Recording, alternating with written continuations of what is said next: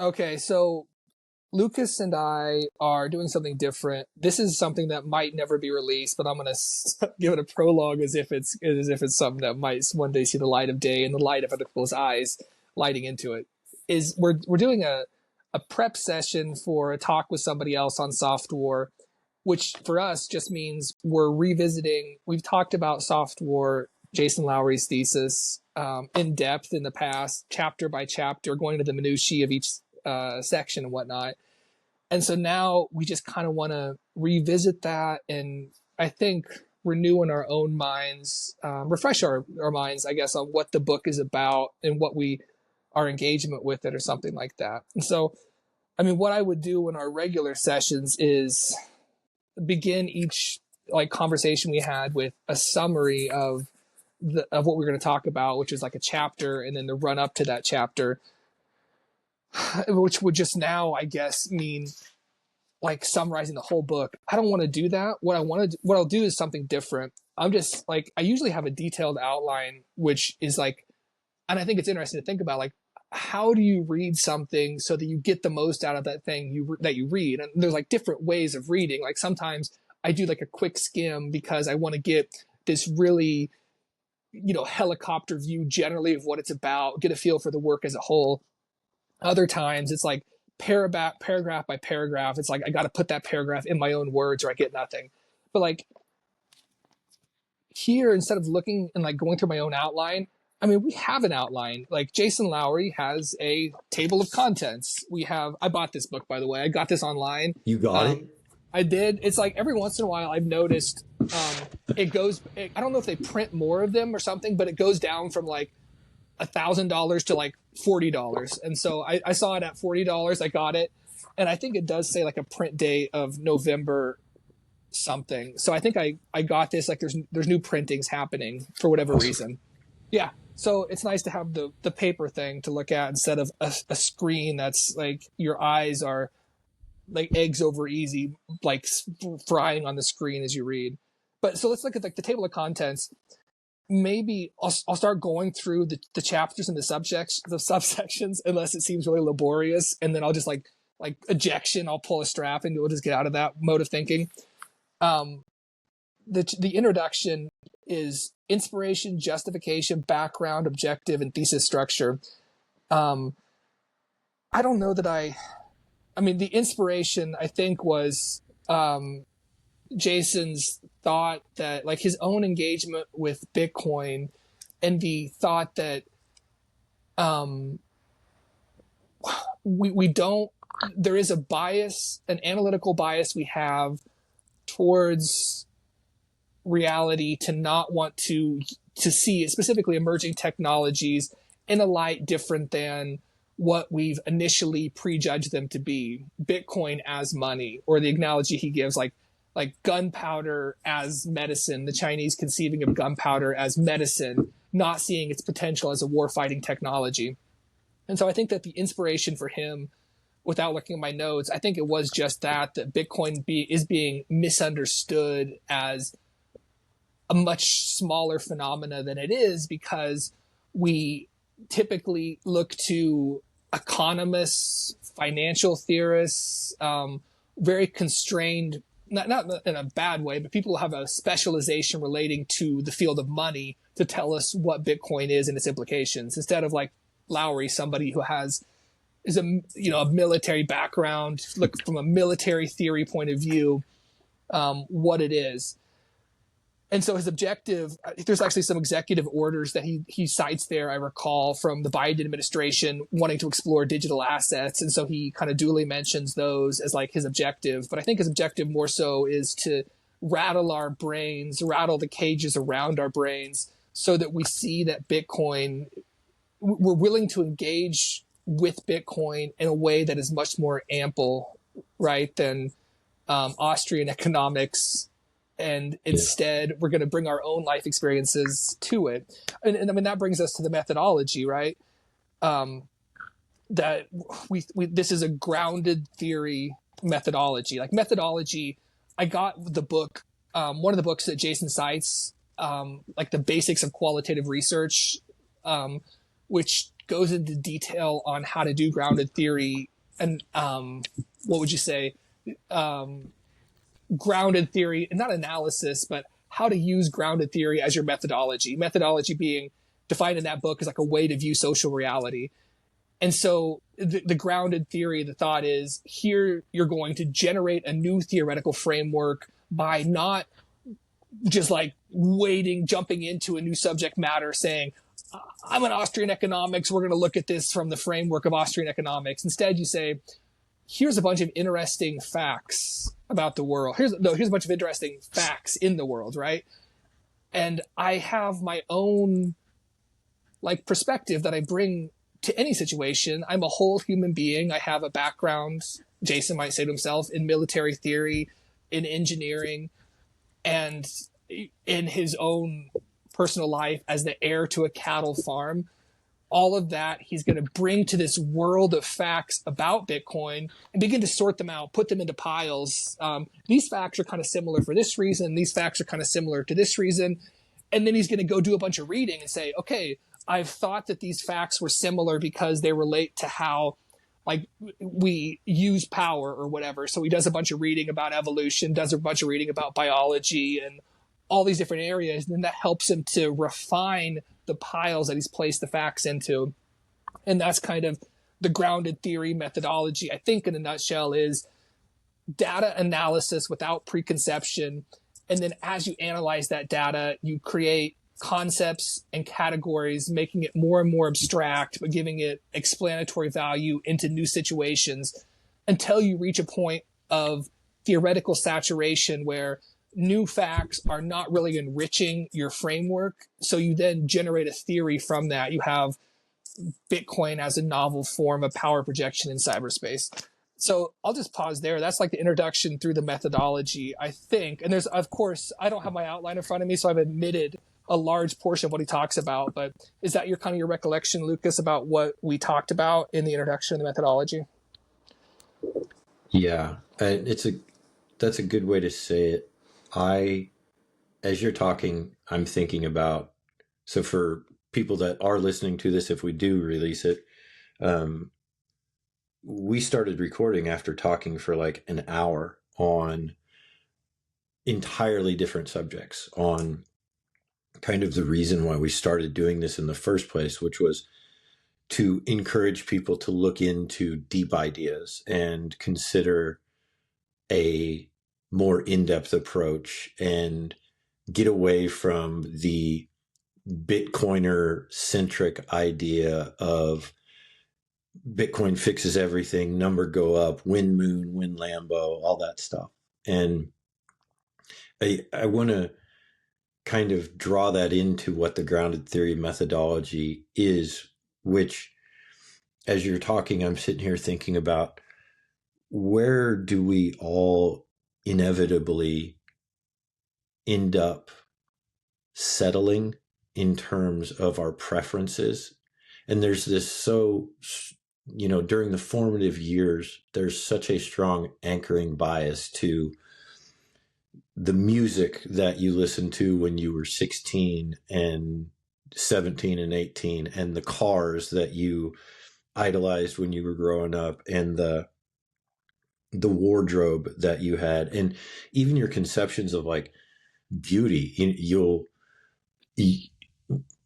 You think about like what's the most beautiful, if you're a guy, or a guy inclined to think that women are beautiful, which is to like, what's the most beautiful woman you've ever seen? And it's probably someone that you were like 15 or 16 or 20 or something that you watched. And there's this anchoring bias that we have, and you see it in everybody. Cause like I'll talk to my dad about what he really loved, and it's the cars of the 60s and the early 70s, and it's because that's when he was driving, and it's the airplanes of World War II, because that's what he learned about and put models together. And the danger of all that is that we do get stuck in the past, and that we fail to look at things right in front of us for not necessarily what they are, but what they do. And that's the first principles way of thinking. It's not what is this thing, it's what does this thing do?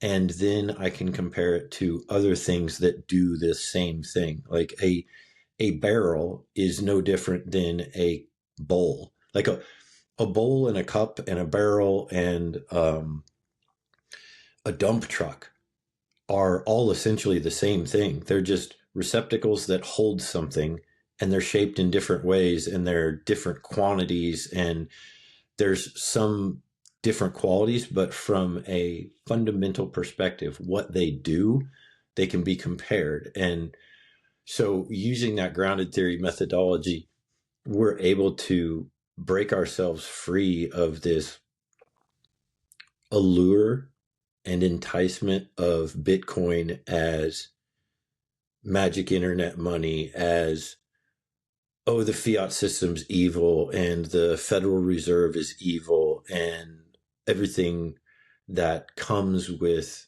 part and parcel of going through the cycle of going from this is a scam to this is the greatest thing that's ever happened, and everything in between, all the shit coins and all the rage at authority, and all the, oh, now I have a low time preference and I'm going to be healthy and I'm going to eat carnivore and I'm going to raise up my fellow Bitcoiners. And it gives us an opportunity, this grounded theory methodology, to just really do what you and I had wanted to do when we started this, which was think deeply about an idea. And it doesn't have to be Bitcoin, it doesn't have to be anything in particular, but just to think really deeply about an idea and what it means in terms of what it does. One of the things that we were talking about before I hit record was we're talking about virtue and how virtue is defined. Alex Fetsky defines it in his book or in his podcast that I listened to that you sent as a verb, as an action. And so we talked about, like, it doesn't matter what Bitcoin, the number does, the buying power, how it frees you economically from repression, blah, blah, blah. It doesn't matter all of those things. It's what are the virtues that it engenders? And the grounded theory methodology that Lowery has used to approach this subject with has really enlightened me in a lot of ways in terms of asking the right questions, because we had talked in our previous chats about this. We had talked about how the hypothesis method of doing research, which is I'm going to pose a question and then I'm going to answer it, there's an inherent danger in that. And that danger is that you might just be asking the wrong question and you won't know it. You won't have any idea because you'll still get an answer. I had given the example before when we talked about, like, OxyContin. It's like, if the question is, does this make me feel better when I'm in pain? Then the answer is undeniably yes. But that fails to answer anything that really matters in terms of, is this something virtuous? Is this an action that I should pursue? Is this something that I need to be moving my life toward? So I just, overall, the grounded theory methodology, it meant so much to me, having been slightly involved in research before, to be able to consider and pull the wool off of my eyes to view research as something that can be done in an entirely different way with an open book and a blank easel and a blank, or not a blank, a blank canvas and an open mind, and foraging into the wild of unknown thoughts in a way that is almost dangerous and scary, because you're not asking questions. You're just digging. You're just sifting through and putting things into piles and grouping things and finding similarities between the membrane of a single cell organism and a nuclear bomb. Yeah. And to be able to draw those conclusions and view them as undeniably related. After we got done with the book the first time, I had a couple questions that I kept digging into. But after that, I came away with this idea that from now on, this is not an idea that I need to be convinced of. It's an idea that if it that someone needs to convince me is not like it. This is now my default assumption that is that not Bitcoin the monetary instrument, but Bitcoin the network, which are two separate things. But Bitcoin the network is a force of power projection that has been underexplored, and we do need to look deeper into the idea that we need to protect the most valuable parts of us. And the most valuable parts of us are the information. And we know that they are the most valuable parts of us because the most valuable companies in the world are information technologies that exist by extracting information from the populace. That's their Yeah. value. So Before you go too far, I want to go back to I some. did go too far. By No, the no, way. no, no. You never go too far. You always go just far enough. But before you go even further for enough, you said something I think that is a common enough way of speaking, but also illustrates something very notable about grounded methodology. You said that it meant something to you, almost in an emotional stance toward the object of study. And this is a qualitative and not a quantitative way of looking at the world. And so the world of qualities is experiential. It has to do with our interpretation of things. It is not a matter of statistical probabilities depicted in a graph or a line or a pie chart. You know, all of the technical analysis of Bitcoin that you see will never get you qualitatively to what Bitcoin is as a social phenomena. Maybe it'll enrich your ability to talk about the ramifications it might have, but it means something to you. This is a qualitative analysis, and there's a lot of directions that I wanted to go in from there. Even just like going further in Lowery's thesis, that you know it means something to you, and what is meaningful to us is often the result of our subscription to an abstract power-based hierarchy, or like a bigger worldview that we have that assigns value to the things that we see, that we come to the world already laden with concepts that we use to see the world and make it mean to us.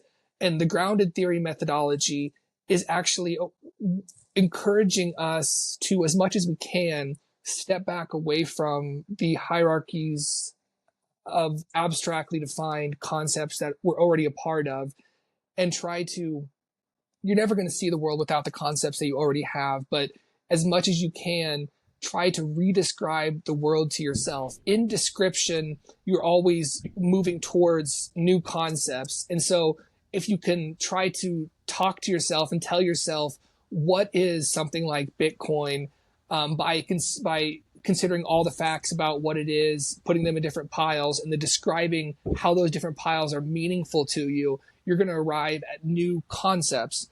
And I think to move in then to chapter 3, power projection tactics in nature, power projection is really like maybe the non-Bitcoin related thesis of this thesis. Like in considering and thinking about how Bitcoin might be a novel form of cyber warfare, Lowery has this much bigger conception. Well, where does warfare come from? Well, it comes from, it's a form of primordial economics. It's like, it's a form of resource control that developed not just in animals, but even before animals, when you saw a membrane spreading itself across a hydrothermal vent to capture nutrients.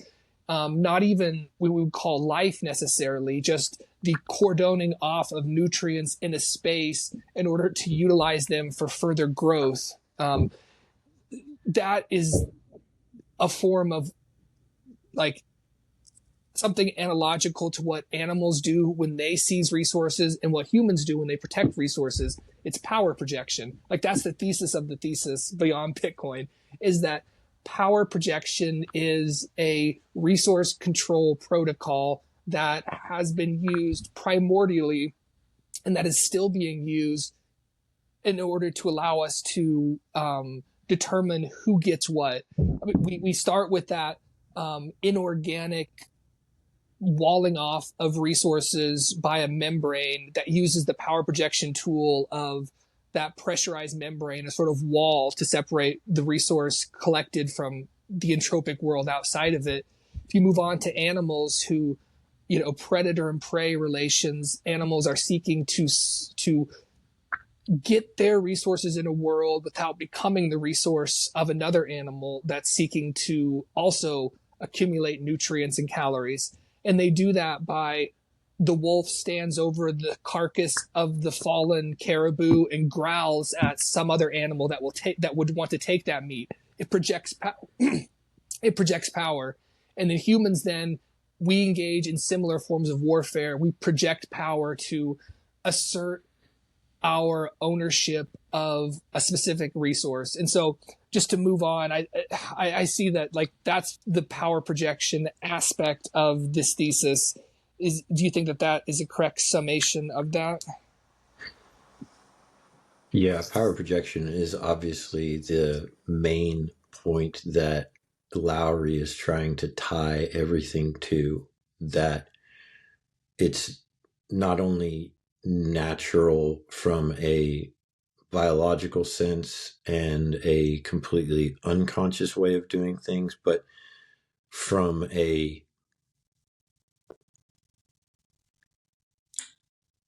cognitively sound approach as well, that power projection is humanistic and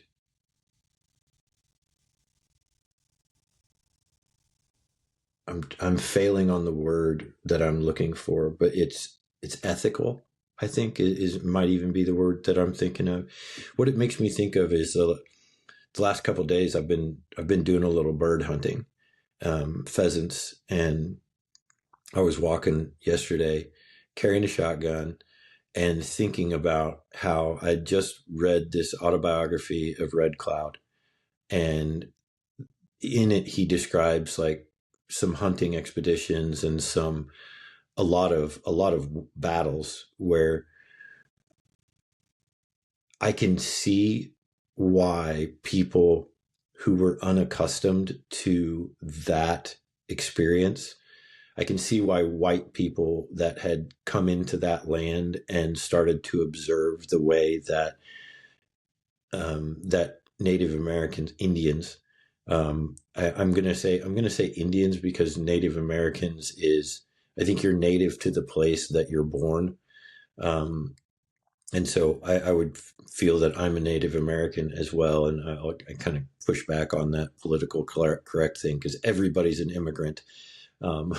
Nobody's forefathers actually came from this country, but thinking about how savage, like I can see why people use that word, because he talks about like the battles that they fought and just very nonchalantly discussing how they projected power upon each other. Like there was this one instance where they capture a herder, the guy that's watching the horses. Basically, apparently, you can sum up all of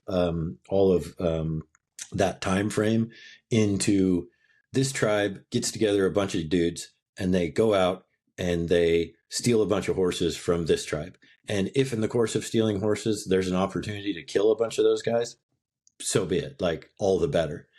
But there's this one where they capture the scout and they tell him in sign language, hey, we're not going to kill you. And he's like, oh yeah, thank God, like this never happens. Like everybody dies, they always die.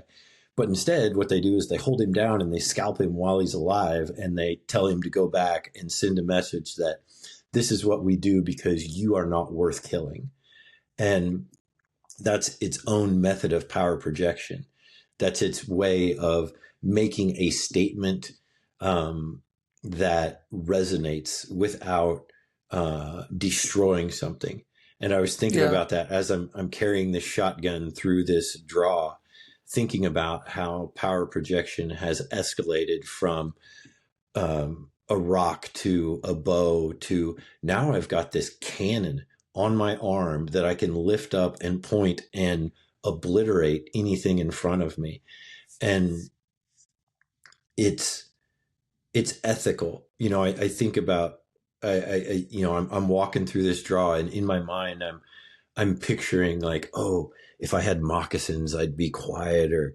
And if I had a recurve bow, then I would be more in tune with the world, and I would be stalking up on a deer, and I would get to within 5 yards of it, and I would draw back and I would hit it with this arrow.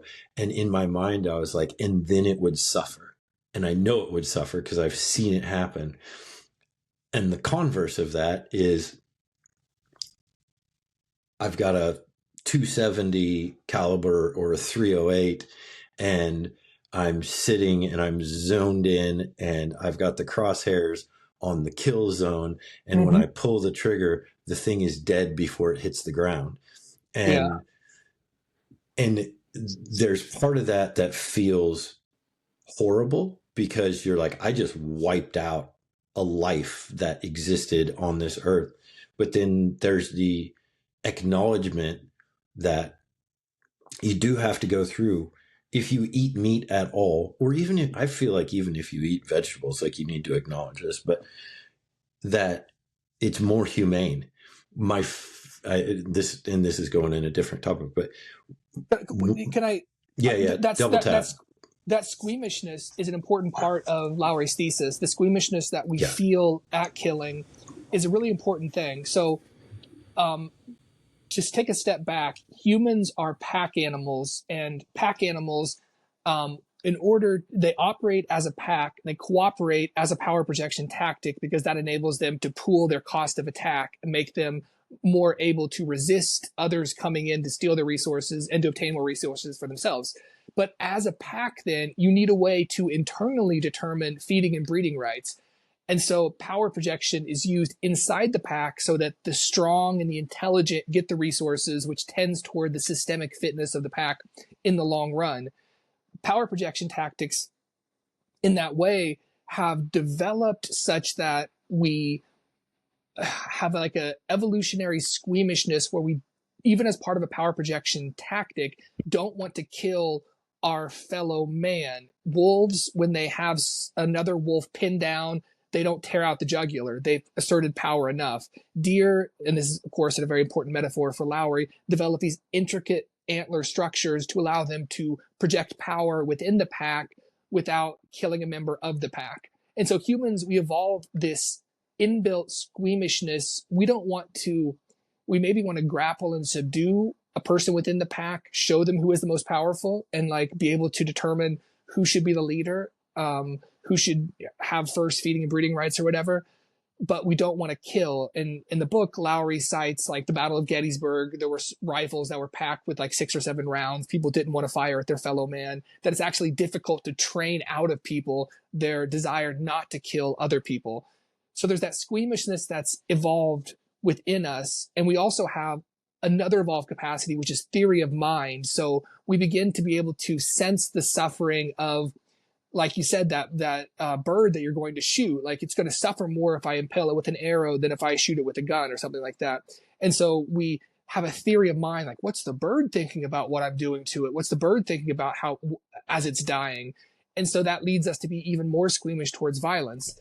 This double squeamishness towards violence that we have, like evolved within us and result of our theory of mind extrapolating what other animals feel, leads us to develop abstract power-based hierarchies, which are ways to allocate feeding and breeding rights within the pack that are not based on the projection of physical power, but rather the allocation of rank-based abstract power. Ah, you're a member of the priestly caste, you get these resources. Ah, you are a knight, whereas you are a serf, you get this versus this. And those ranks then are just based upon this grand story that has been told about what what the society consists of, its worldview, and its kind of founding story. So just I thought that your squeamishness that you noted there directly leads us into abstract power-based hierarchies and away from the projection of physical power to determine resource allocation, which Lowery thinks leads us into some traps, because abstract power-based hierarchies, they can be dysfunctional. They can lead to oppressive god kings that determine who gets the resources and who doesn't.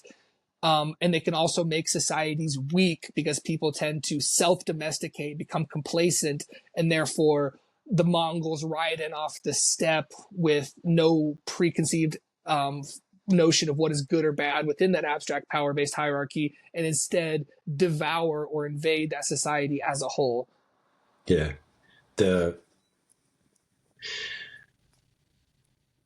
acknowledgement of the theory of mind, the Lowery talks about this, and it gave me such a insight into the mind and the heart of a warrior, and so much empathy for especially like soldiers who suffer from PTSD, when he discusses like what is the thing that makes a warrior great and a hunter great. It's the ability to put yourself in the place of the thing that you're killing. And if you can put yourself into the place of the thing that you're killing, then naturally you're also going to feel that fear, and you're going to feel the terror that that thing feels as it's being hunted, because that's valuable information to you to use in hunting and in being a efficient warrior. And so it gives me it gives me so much empathy for, he talks about, like the people that are most suited for being great hunters, that are the best at killing things, that are the best at projecting power. They're also the ones that feel the most. They genuinely feel in a way that I think we as society have not given them credit for, which is to always just say, oh, you're like a cold-blooded killer, you're cold-hearted, you've got eyes of or, a heart of stone and eyes of steel or whatever, and ice water through your veins. And it's like, no, like it's entirely the opposite of that. It is in fact the most empathetic, humane thing, and you're feeling every bit of it. And when you hunt deer, like it's a very common thing. People talk about getting buck fever when you get a buck in the sights of the rifle, and you're perfectly fine, and then all of a sudden it's like your body starts to tremble and you don't want to pull the trigger. You see this beautiful creature, and it's so hard to actually follow through. And when you do follow through, there's like instant regret, even though there's joy, and or maybe not necessarily joy, but like the feeling of accomplishment. And I think what that has enabled us to do, which may sound counterintuitive, but as Lowery mentioned to us, like Bitcoin is paradox upon paradox. Like everything about it is counterintuitive. The harder you fight it, the stronger it gets. The more people that have it, the more each person has. It's accretive. It's not extractive, but it makes me think about how humanistic and ethical it is to have that view of being, of the theory of mind, of suffering along with the thing that you're suffering. And what does that do is it leads us to develop power projection tactics that are overwhelming, and overwhelming in the sense that As horrific as it sounds, the people that died from a nuclear blast died a much more peaceful death than people that were hit with stones and stabbed with swords. Like it's a much more humane way to be vaporized, even though we look at it and we're like, oh, it's horrific. Like, but Yeah, I don't. we do have to accept that power projection is something that is going to occur. And let me just say this one thing. It made me think of one time I was at a conference and I heard a research presentation by a veterinarian, and the research topic was, what is the most humane way to put down a cow that is suffering, like what they call downer cows, when they basically like pinch a nerve and they can't get back up, and you have to kill them, otherwise they're just going to suffer laying on the ground and eventually starve to death and die. And so he's like, yeah, you can imagine how people were pretty enthusiastic about joining my research. They thought it was pretty entertaining. And it's like, oh, do you use a 22 caliber in the back of the skull? Do you use a 45? Do you use this or that and the other? And he's like, big surprise, it turns out that a 12 gauge slug, which is like this big, is the most humane and efficient way. It's like 100% of the time when you put that to a cow's head and you pull the trigger, it blows a giant hole through their brain and they die instantly. He's like, a 45 caliber, which is a big weapon, they'll bounce off the skull and it'll suffer and it'll be in worse pain. And so what I gathered from that is that overwhelming force is ethical. Overwhelming force is humane, and solely for the reason that it discourages challenge. It discourages you to challenge, and it encourages you to be collaborative and cooperative and work with whatever that power structure is. So Yeah, that was kind of my take on it.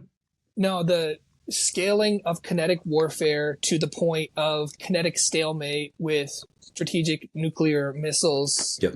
is what brings us to our current kind of geopolitical state, where we have large nation states that cannot win wars against each other. At the most, they can fight small proxy wars like what may be occurring in the Ukraine, or what is occurring in the Ukraine, which may be a proxy war, and other wars that have occurred, where a large nation state goes after a smaller one, but kind of has its sights on the control or power of a bigger nation state. So that scaling of kinetic warfare to the point where it becomes inusable, we can't have a Yeah. nuclear conflict, or else we would eradicate humankind. Leads us to a kinetic stalemate. So, I mean, some of the benefits of a seeming kinetic stalemate is it seems peaceful, right? Even though on the other side of that thin line of peace lies human extermination, right? Annihilation. A negative aspect, though, of a kinetic stalemate is, and this Lowery spends a lot of time elaborating on this, is that warfighting does have emergent benefits. So, like the fighting of wars, physical power projection is necessary to discipline and break up abstract power-based hierarchies. So once an abstract power-based hierarchy, such as a government, becomes oppressive, like if a monarchy institutes an oppressive tax on tea and other imported goods to a new colony, that colony then has the ability to say, they can argue within that abstract power-based hierarchy, hey, don't do that to us. But if it's still done, the only other option is revolution. So abstract power-based hierarchies tend to become oppressive over time because a ruling class wants to allocate more resources to them and their friends and family in their own class. The only way to break that up, though, then is not to argue within that abstract power-based hierarchy, but to use the neutral, permissionless, egalitarian form of power projection that is watts, that is energy over unit of time, joules per second, to move matter in kinetic warfare. That's what happens in the Revolutionary War. That's what happens in all war. So the emergent benefits of war fighting is it enables us to deal with abstract power-based hierarchies. We see the world as it exists now is not one god king ruling over the entire globe. It's rather nation states that have been forged in bloodshed due to, past abstract power-based hierarchies being perceived as oppressive or inadequate to the demands of the populace. And so we get the world that we're in now where property has been, in some sense, at least decentralized enough where there's not a single god king controlling everything. So emergent benefits of warfighting, it enables us to get rid of abstract power-based hierarchies that are oppressive and also to invade and destroy those that become too weak and domesticated. Invasion is now off the table with kinetic stalemate. But that just means that the other problem is still on the table of an abstract power-based hierarchy becoming too oppressive.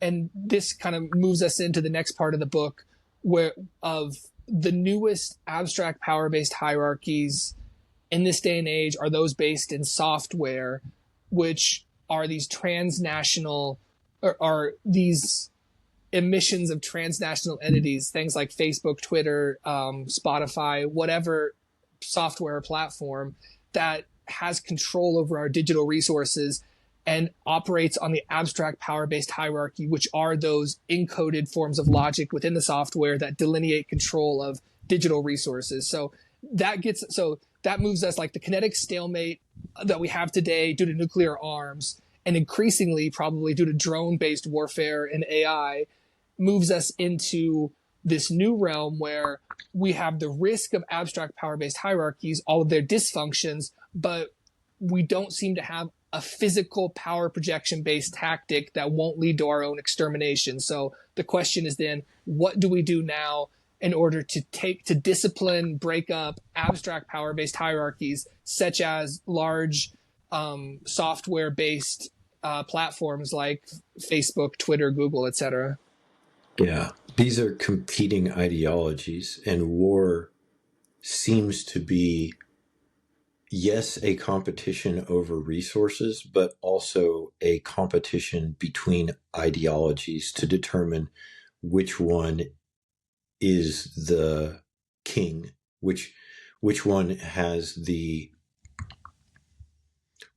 greatest ability to survive, as evidenced by its proof of winning a tournament against all of the other ideologies. This was what Lowery really brought me around to when talking about the idea of a strategic Bitcoin reserve, of a nation state adopting Bitcoin, because I had really gone down the path of not necessarily anarchist, but I just have seen, you see all the examples of the oppressive things that a nation state can do, and you live those things, and it makes you feel as though you don't want them to hold this thing that I recognize to be so powerful, because I'm genuinely afraid that they'll use it for evil and use it for bad. And he framed it in such a good way by saying, it's like, it's going to be this ideology or it's going to be the other one, like a socialist ideology, a communist ideology, which we know even in the best of instances are horrific in what happens when they are initiated and lived out in a society. And so we're always going to have an ideology. That's something that we have to accept. We're always going to have a hierarchy. That's something that we have to accept. And we can accept it sad, or we can accept it enthusiastically and be open to the idea that the ideology that is based upon principles of power projection, which is what meritocracy is. It's based upon principles of rewarding those that are most able and efficient and good at projecting mental power, physical power in a focal direction to bring about a desired result. That is the ideology that I want to have that thing, and I'm okay with that now. And very accepting and encouraging of that idea, and in fact enthusiastically in support of that idea now. That I want to see that happen. I want to see that become the overwhelming force that is able to discourage any sort of attack, or make the cost of attack so great that cooperating and working in alignment is more rewarding. And that's, again, that takes us back to Bitcoin as the network, and understanding how the miners defend the network, and understanding that the idea of trying to attack it makes it stronger, and it grows the power that is there to support it. You could maybe overwhelm the network for a couple minutes or a couple hours, but in doing so, you would have spent your nation's entire resources for a decade secretly building up this network of miners that you couldn't gradually put online. You would have to all of a sudden bring them to bear and try and overwhelm the network. And the problem is, it wouldn't work, because as soon as the other miners realized what was happening, they would just fork it and take it to a different direction. And you would be sitting there out on an island having wasted everything, when the cooperative method of simply joining with and working in harmony would have brought you great wealth, and would have made you part of something that's growing. It's such a beautiful thing to think about, and it gives you pause to consider that there could be something that is both a competition and a weeding out of weaker, that is also a coalition and a building up of communal strengths. Yeah, I think where you started that and where you went exactly tracks the thesis in that. So we have, even nowadays, abstract power-based hierarchies in the form of competing ideologies. The fact that they're competing, though, is a relic of warfare that is decentralized god kings. We did not have a Marxist god king, Marx, Lenin, somebody like that, control the whole world, institute 1984's Big Brother, because we had wars that prevented that from happening. We also don't have soulless capitalist exploitation of the whole world, if one was to take a naive or like a cynical look at what one might call the American system, that is like controls the whole world. Instead, we have this view in Europe, this view in Russia, this view in China, that view in Latin America, etc. We have like this decentralized, different spaces where different ideologies exist, so that no one ideology controls everything. And so they then have to kind of be more honest with respect to each other, because they have to compete with each other. The danger again is that with kinetic stalemate, we might see the steady growth or expansion of one of these abstract power-based hierarchies to control all of the others, which might be some sort of software conglomerate or form of software-based control over all digital resources.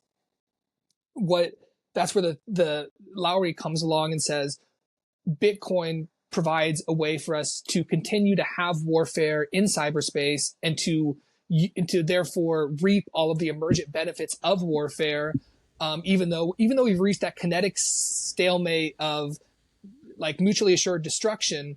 We can still continue to burn watts to project power in cyberspace through the proof of work aspect of the Bitcoin protocol, in which real world energy is used to constrain digital information, to determine what can be done with it, who owns it, etc. That is a form, Lowery says, of mutually insured preservations, because as you know, like it's still a physical power-based competition where all of these hash forces around the world are using real world energy to try to mine the next block, and also to enable their own transactions to go through.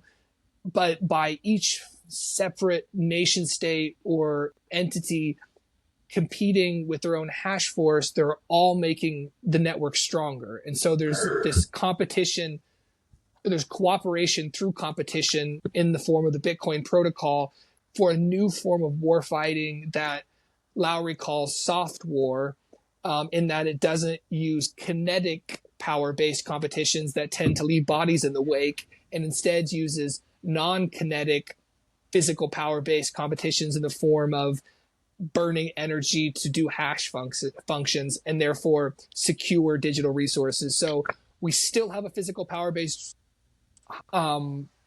hierarchy, and physical power projection is still possible in cyberspace, to secure resources and to allocate them, but it's done in a way, again, that doesn't lead to harm and death, and in fact has all of these new emergent benefits of encouraging nations to build out their power grid, to use stranded energy, and to possibly, as all warfighting does, lead to new innovations as new technologies are discovered. As we continue to compete, we continue to make our computers better, our power grids better, to form better alliances and things like that. So I think that brings us to like the overarching thesis of the book, that SOFTWAR is a novel form of warfare based on physical power projection into cyberspace through the proof of work aspect of the Bitcoin protocol, indicating that Bitcoin is not only money, not only a way to secure financial resources, but a way to secure all digital assets and to allow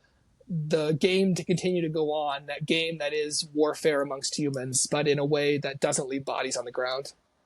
Yeah. I think you can think about software as something that's been going on for quite a while now in a bit of a rudimentary form. And the only difference is that it wasn't proof of work, is that digital economies and digital marketplaces are definitionally winner take all, because if you do the best thing digitally, there are no borders, there are no obstacles of entry for someone in Azerbaijan or Canada or in a submarine in the Mariana Trench or on the International Space Station. There's no barriers to entry for people to join that.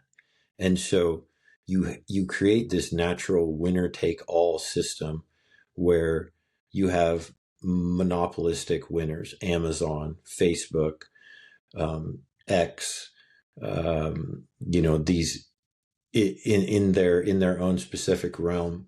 It makes me think about when I was like 16. I visited New York and I had the best sandwich I'd ever had at the Carnegie Deli in New York, and I've literally thought about that sandwich for 2 decades. Like, it was so incredible. But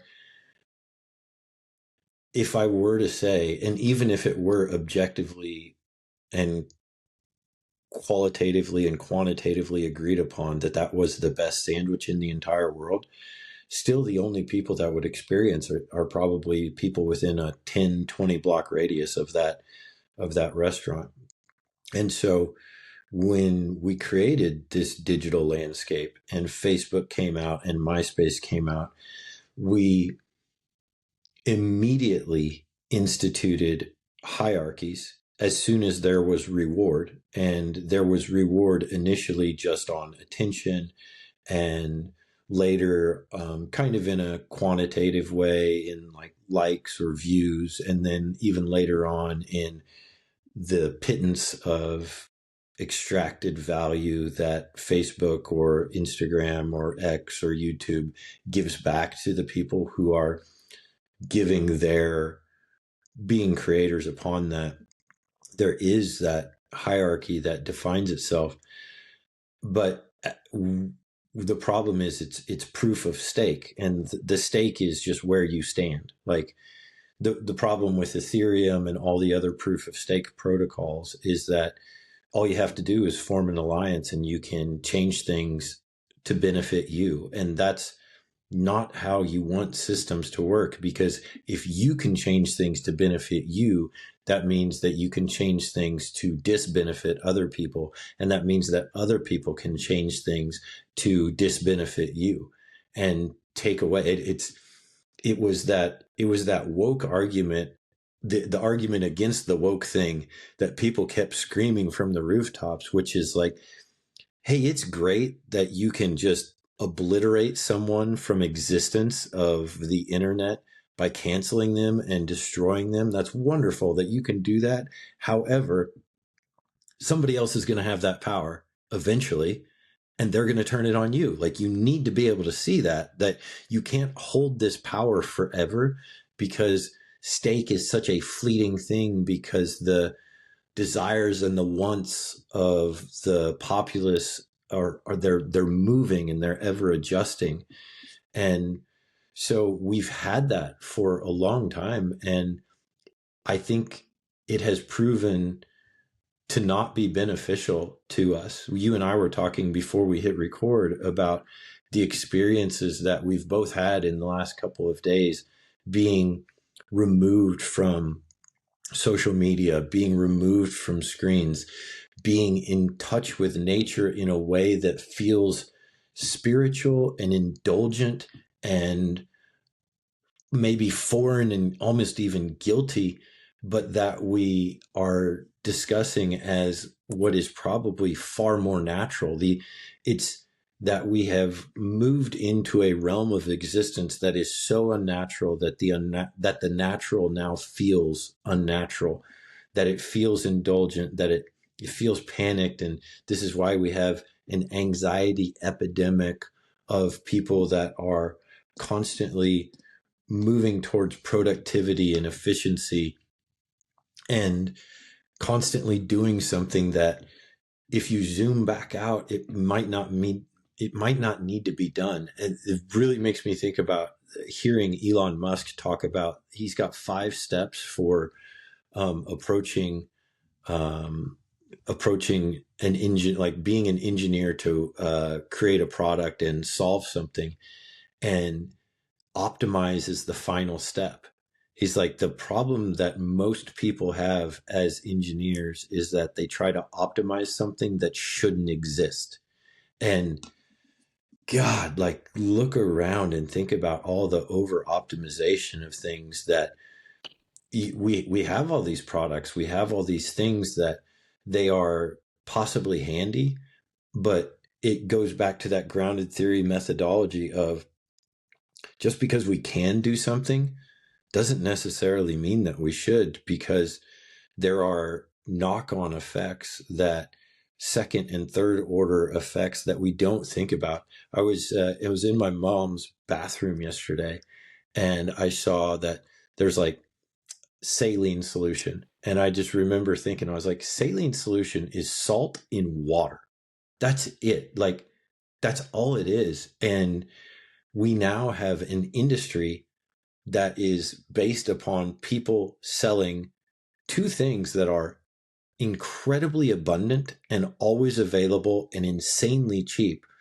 And we pay money for this, and we use storage space to keep this around, when we could very simply, on need, as needed basis, put a little salt in water when we need a saline solution and create our own, and not have the waste of the bottle, not have the loss of the storage space, not have the wasted cognitive effort of knowing where that is, um, and just simply remove all of this stuff. We have optimized something that didn't need to exist. And so I know that was, again, roundabout, but my main point of saying that was that the proof of work is overcoming proof of stake, which has been in existence really for the entirety of human organization in civilization, where it was that abstracted power. Like, that's what abstracted power hierarchies are. It's proof of stake. Like, where can we get the most people, or the most powerful people? how can we get the most powerful people to move in a certain direction and be involved with that and try to stay in that river, oftentimes at the loss of our own morality, our own ethic, our own soul, our own natural tendency of living in harmony with things, Yeah. when it's just at the benefit of being with the powerful. And Yeah. yeah, it's overcoming something that I think has been so damaging to society. There's good things about social media. There truly are, but I don't think that on the whole, don't think that 20 years from now, we look back and we think about people posting duck face selfies and taking pictures of their food and poking each other and hearting things and liking things and asking whether or not these are the heated mittens that you guys use, because I'm not sure what I should get.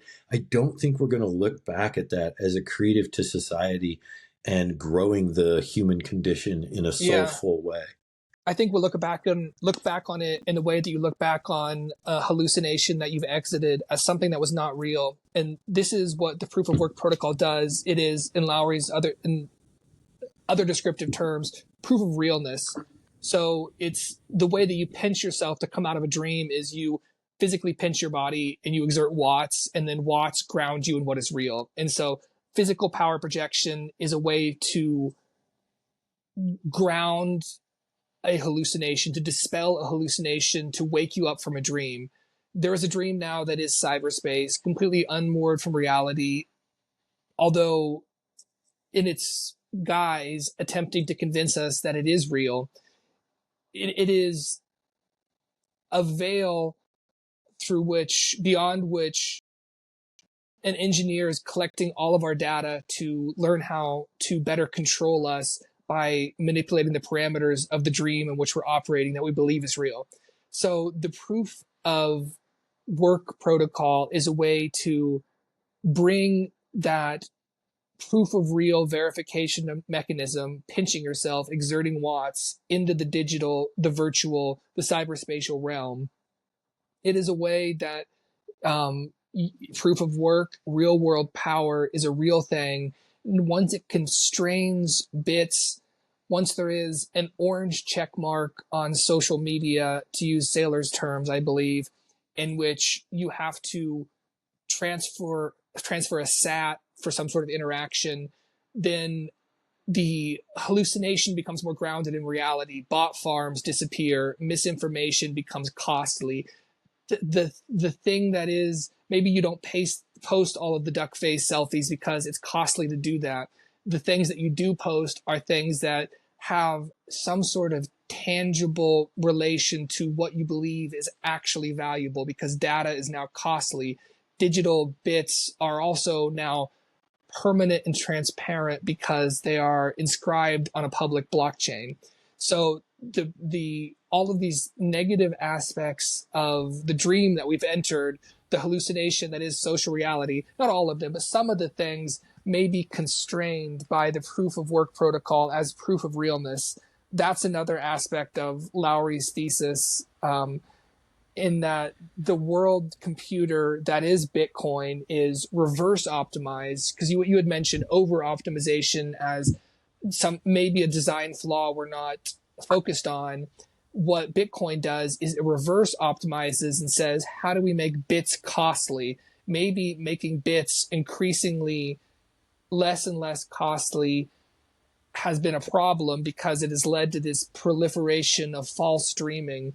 Whereas once bits are provably costly, they begin to approximate reality more and more because they become a reflection of what is actually valuable to us, rather than some projection of a dream we have that we're not entirely committed to, but that is easy to replicate. Yeah.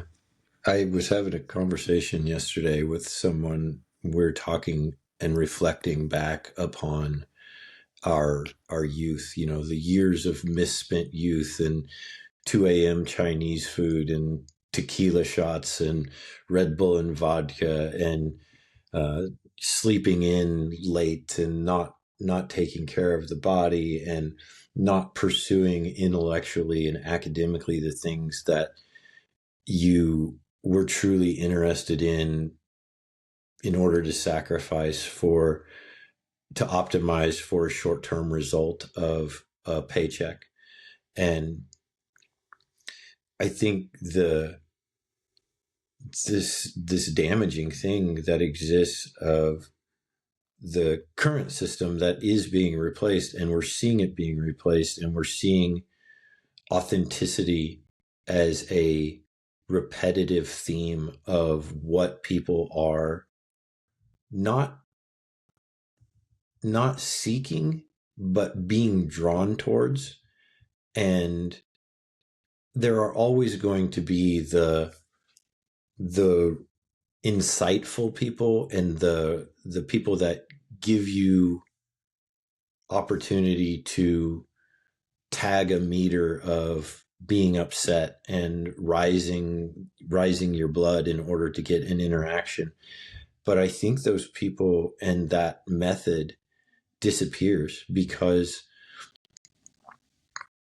in that world of permanence and in that world of work, that reputation becomes the most valuable commodity that someone could ever have, and authenticity and being true. And it's not always being the best, it's being the person who, this was the conversation we were having last night, which is that, like, people change, and if you don't change, then, oh God, have mercy upon your soul. Because if you are the same at 16 and 23 and 38 and 52, then you haven't learned anything, and you haven't adopted and adapted to your environment and made the changes necessary to be more resilient and to seek a more virtuous way of living. You realize as you get older that those are the important things, that it really is that authentic thing, and the 1,000 likes on the duck face selfie are so far less important than the time spent changing out a lock for someone who's unable to do it themselves, and seeing that you've brought pleasure to them and giving them a moment of shared humanity and joy. So I just wholeheartedly agree with all of that idea that proof of work it brings us more into the moment. It makes us more present in our everyday lives, but in the power projection game, it removes the dangers of proof of stake. And proof of stake has proven to be not just damaging, but violently damaging in a way that has really extracted not just our physical well-being, but our mental well-being and our soul in a way that is really difficult to, it's difficult to see that you've lost it after you did. Like, it's hard to go back, because once you remove that part, you also seem to remove the memory of it.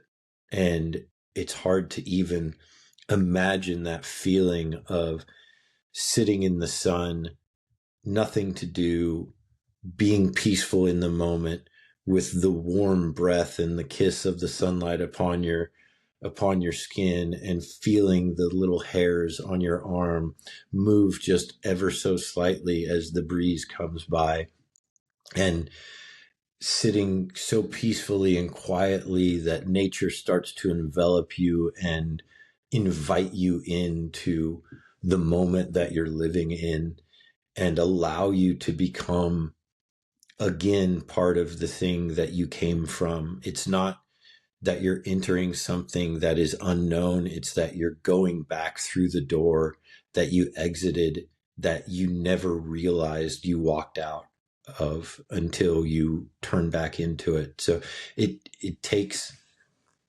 a faith and a conscious effort to return yourself to that feeling and that existence of being in that moment. This is getting philosophical, but it is such a philosophical thing to think about, that it takes into account so much more than just, this is a new way to fight and this is a new way to do battle. It's a new way to protect your soul. Like, if you can use the Bitcoin network in order to protect your most valuable information, which is your reputation and your thoughts and your creations that you put out into the world, if you can use it to protect that, then you're using it to protect your soul, and you're using it to protect your very tenuous relationship with reality, and become more engendered to the beauty and the harmony that exists in that. I don't know. What do you think about that? It, it recalls to me the part of Lowery's thesis where in the evolution of mankind, we move from upper Paleolithic hunter-gatherers to Neolithic agrarian people, which is kind of our current state of consciousness and being. And in doing that, that occasioned a shift in consciousness and a shift in theological consideration of ourselves and our relationship to the world. The upper Paleolithic hunter-gatherers had, it's tough to describe, but you might say a more holistic, pantheistic, God or spirits in everything sort of view, where spirits are not separate from the natural world. They are natural. Religious conceptions can be used to explain natural phenomena because everything is spiritual, and spirits, the spirit of the river explains the operation of the river. I think that's an upper Paleolithic type of conception, whereas moving to the Neolithic agrarian and into what is called even the axial age, you begin to have monotheistic conceptions centered around an afterlife, a continuity of our consciousness in its almost bodily form into the next life, an afterlife. And so there's a way, this is going very far, I think, from now departing from Lowery's thesis, but using it as a jumping off point, the Neolithic and agrarian form of consciousness, where it's centered around an afterlife, lends itself to abstract power-based hierarchies. One formulation that Lowery gives for an abstract power-based hierarchy is you create a walled-off state of being that is desirable. If you get into this garden that is walled off, you are happy. If you attain the state of being that is defined as within this gated area, such as an afterlife, then you're happy. The abstract power-based hierarchy is centered around defining a walled space and then designating oneself as the gatekeeper to that space and saying, you are allowed entry because of X reason, you are not allowed entry. So it allocates power for abstract reasons. It allocates an afterlife if you are good according to the dominant morality, that dominant morality being something designed to constrain people. That's a Neolithic conception. If we get back to the upper Paleolithical conception, where we see the world itself as pregnant with spirits and embodying a morality just in the operation of nature, it's almost like proof of realness, because like the spiritual world is the material world. It's all bound together. We're not looking into the afterlife or into cyberspace to find our gods. We're looking into the world as it is. It's sort of an immediate proof of power protocol where spirits are just as bound as we are by the operation of the world, because the world itself is a spirit. So that's maybe sounding a bit woo-woo and it's kind of hokey or whatnot, but I think that it does remind us that our religious conceptions are themselves manipulable, abstract, power-based hierarchies. And what does it mean to discipline those religious conceptions with a proof of realness protocol? Not to say that Bitcoin, you said that Bitcoin maybe saves our soul or protects our soul. I don't want to go too far. Bitcoin is a novel form of power projection. I think proof of work. I think proof of work or saves even your, proof of yeah. work, or even proof Yeah, of not work. necessarily Bitcoin. It's just the instantiation of it. Yeah, no form of technology is going to save yourself, save Right. you. You need to You save still have to yourself. do it. Yeah. Right, Mm-hmm. right, absolutely. And so Yep. maybe one thing though that proof of work as a metaphor can help us reconsider is our own relationship to ground level reality. What is ground level reality? And how do we inhabit that? And did the hunter gatherers have a better way of inhabiting ground level reality than Neolithic agrarian farmers did and that we do? One of the works that Lowery cites is Charles Foster's Being Human. I think the subtitle is something like 40,000 Years in Human Consciousness or something like that. And I would definitely recommend that read. It was formative for Lowery in his talk of Upper Paleolithic and Neolithic and the development of consciousness through religious rites and the nature of the afterlife. And I think reading that might individually help a person consider their own relationship to the world and the relationship of the spiritual to that world and to themselves, and maybe how to unite those. Yeah, I think we are coming to the realization that separating spiritual from real may be doing a disservice to both. And it makes me think about psychedelics, and the use of them is constantly reported by people as an experience that feels realer than real and more real than reality.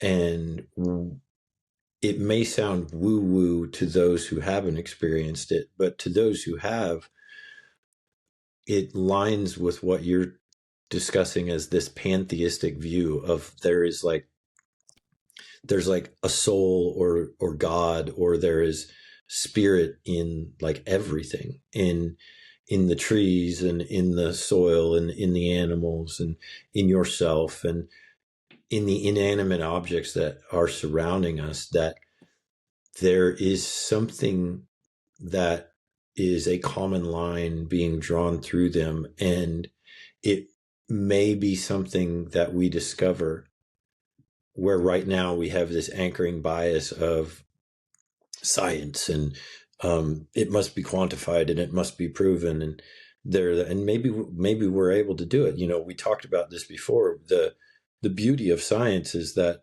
nothing is ever true. It's just things that aren't false, and there is and that not falseness, it drives us closer and closer to the truth.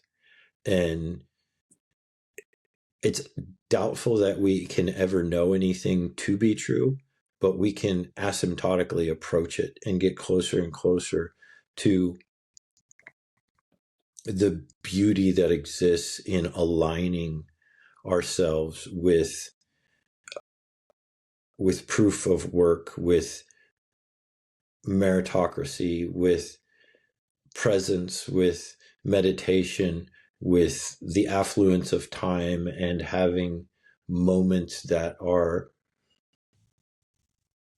uninvolved with efficiency and production, and just being live. One of my favorite quotes of myself from our first or second talk on software was that the money that we've had for the entire existence of humanity has been dead money, and Bitcoin is live money. It's live energy. It's live, protected by electricity that is constantly flowing. And it seems to be bringing a wellspring of life to everything that it touches, both in the economic world and in the soul, in the sense of the spirit of those who are able to move past the wind moon number go up, win Lambo, we're all going to make it, have fun staying poor type of community. It gives us something that was always there. It doesn't give it to us, it reveals, I suppose. It reveals something that was always there because it feels natural when it's revealed to us, and it feels familiar, and it feels like something that you've known. and to take that back to psychedelics, like that's the experience of psychedelics, which is to have this experience that is more real than real, that feels like something you've known forever. And when you come out of it, there are just revelations that you have, which seem so obvious in hindsight, but looking forward prior to, they were hard to find. And you don't have to use psychedelics. You can use exercise, and you can use cold plunge, and you can use meditation, and you can use all kinds of things to reach this. But and ritualistic life, you can do all these things, but to reveal to yourself something that has always been in front of you, I think is so much more glorifying than to discover something that you didn't know. It's like you're coming home. There's familiarity to it. I'm riffing now because I'm just enamored with the idea that I had the last couple days experiencing this, like walking walking through the prairie by myself, um, extracted from the world, absent of my phone, absent of worry and care, and living among living among the world in a way that was so natural growing up, before the institution of the ability to be constantly connected and constantly, um, bothered, I guess. Yeah, yeah, I've kind Yeah. of I've rolled us. I'm kind of, I feel like I need to be off that topic now, but it's just, yeah, it's so impactful to think that way. The that podcast that you shared with Alex Vetsky, discussing, like, I'm not a Bitcoiner. I've realized that I'm not a Bitcoiner. I am a person of virtue, and virtue is a verb. And the people that I've surrounded myself with as a result of pursuing these verbs of virtue are my people, even though they are not Bitcoiners. So what does that say about me, and what does that say about them? It says that we are we are what we repeatedly do. We are the virtues that we pursue, and we can align with those people in a way that does not mean that we have to be ideologically aligned, as previously we may have thought. Like, you need to go be amongst your people. The network state idea by Balaji kind of promotes this idea of, like, oh, the plumbers are going to have their own state, or maybe it's just going to be the anarchists. And it's like an ideological aligning of people to form societies, and I do believe that that is very much true. But I think that we need to remember that ideology is only useful when it is grounded in virtue. That you believe, not that you believe in the same things, but that you act in the same things, that you act in the same direction. That's what creates um, that's what creates something sustaining. Yeah. Now that's the chapter 6 is the key takeaways. I think we took away a lot from SOFTWAR. I think we could have, as this conversation shows, you can traipse through the concepts in SOFTWAR many different times, and each time you're going to draw a different constellation from the points that you touch upon. And the points that are touched upon are grounded out in some of the most meaningful and important things in our lives. So I think that all of those sentiments that you expressed are very to the point, insofar as SOFTWAR is about how to ground ourselves back, even in cyberspace, and what is real. And it's a great book, and it has very powerful concepts that can help a person think through their own life and think through what is meaningful as one does piece together the thesis that Lowery has expressed. So Yeah, yeah. the expression of virtue through action delivered by power, I think, is a wonderful takeaway. Yeah. Cool. Well, let's take ourselves away to other places, away from screens and whatnot. Let's wrap it up. Fantastic. In case we do put this up, everybody, my name is Lucas Maddie. That's Grant Reichert. I'm at Lucas Maddie on X. He is at The Whole Frame. We really appreciate you guys taking time to delve into something and removing yourself from the world of instant gratification and constant perturbance in order to think deeply on a subject that could have some benefit to you. So thanks for joining us, and we'll talk to you again.